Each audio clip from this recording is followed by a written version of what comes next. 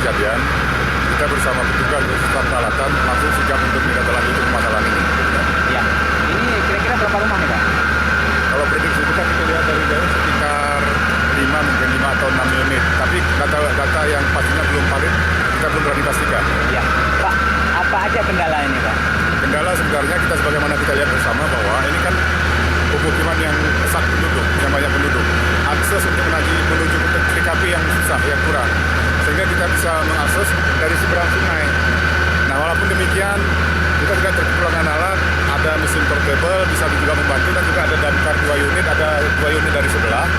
Hanya saja akses untuk menuju ke sana, ini yang susah gitu. Jadi kalau personil, kemudian tenaga, peralatan, saya kira sudah memadai.